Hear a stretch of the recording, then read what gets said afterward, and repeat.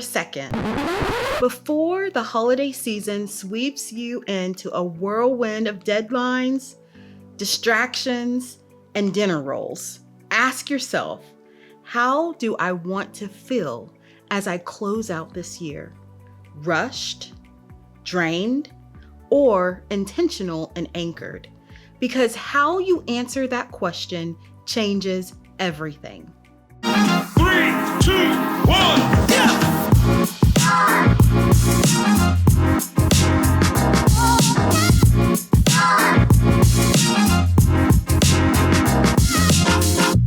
Hello to all, and welcome back to Office Optimism with me, Sharala. Before we go any further, I want to start with a question. Has the holiday season already tried to snatch your motivation? Because if it has, you're not alone. Research actually shows that 66% of employees lose energy between Thanksgiving and New Year's, and nearly half mentally check out before they physically check out. And honestly, I get it. This is the season where our to-do list is fighting with our wish list, where you're trying to finish out your end-of-year goals, but your brain is over here trying to figure out whether you're bringing mac and cheese or dessert to the family dinner. And some of y'all are trying to bring both. I see you. So today's episode is all about leading with gratitude. Not the pretty Pinterest version, but the strategic mindset shifting kind that prepares your heart and your head for the season that you're walking into. So first, let's talk about what I call the holiday fog. It's real, and it rolls in right after Thanksgiving leftovers and sticks around like that one relative who just won't leave. You feel tired, distracted, pull in 100 emotional and practical directions, and suddenly the workplace feels heavier, even when the workload hasn't changed. But here's the thing, this fog doesn't mean you're failing. It totally means that you're human. And this is exactly where gratitude becomes a powerful anchor, not a cliche, but a compass. I want to share a quick story with you. A few years ago, I walked into the office during this same season, and listen, the energy was low. Like you could hear people's motivation unplug itself. Just a soft little click. Lights on, but the spirits were off. Everyone was stressed, exhausted, and running on sugar, caffeine, and quiet resentment. But then one coworker, the one who usually never says much, walked in and said, "I'm just grateful I don't have to deal with this end of year stress alone." And that shifted the entire moment. Not because it fixed everything, but because gratitude reminded us that we still have purpose, we still have people, and we still have progress happening, even when we feel slow. Leading with gratitude won't make the workload disappear, but it does change the time that you're processing it through. So let's dive into gratitude for what was, what is, and what's coming. When you lead with gratitude during this season, you activate 3 things. 1, gratitude for what was. Take a moment to acknowledge the quiet victories of the year, the lessons learned, the growth nobody clapped for, the resilience you built without announcing it. 2, gratitude for what is. There is always something right in front of you, right now, that's worth appreciating.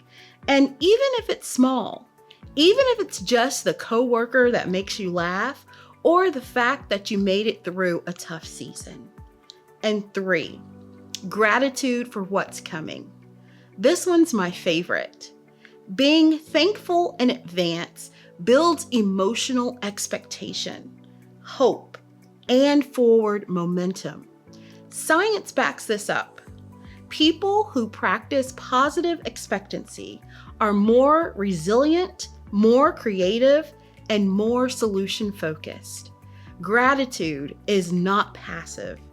It is preparation. So let's discuss the gratitude gap and why it matters. Now, here's something that people don't talk about enough. Most of us never take a moment to show gratitude towards ourselves. We're grateful for our job, our family, our blessings, but not for our endurance, not for our inner strength, not for the version of us that kept showing up even when we were tired. Remember, self-gratitude is not selfish, it's strengthening. Because let's be honest, some of us are out here trying to reach our end-of-year goals while our mind is already on vacation. We're typing emails like, per my last message, but our spirit is saying, let's get out of here. Now, we need gratitude. We need grounding. We also need to laugh a little at ourselves in this process. That's what keeps us human. Let's take a moment for the joyful point, your 1-minute gratitude exercise. Wherever you are, breathe in and release. Now, name one thing that you are thankful for from this week, big or small. Next, name one thing that you're thankful for within yourself, your courage, your consistency, your compassion, and name one thing you're thankful for that hasn't even happened yet. Gratitude for the future keeps your hope alive. Breathe that in and let it settle. That's how you lead into the season with intention and emotional clarity. And we have now made it to the Office Optimism focal point. Now that we have set the mindset and the heart space, in our next episode, we are shifting from gratitude to strategy, how to reset, refocus, and walk into the new year with clarity and confidence. Consider this episode the warm-up before the work. So if today's episode encouraged you or gave you something to reflect on, make sure to like, subscribe, and share with someone who needs a boost during this season. And before I close, I want to take a moment to say thank you to each and every one of you who shows up for this channel. Your comments, your shares, your views, your presence, it all matters. I am deeply grateful for this community and for the light that you bring. Until next time, lead with gratitude, remain joyful, and as always, keep shining. Bye-bye.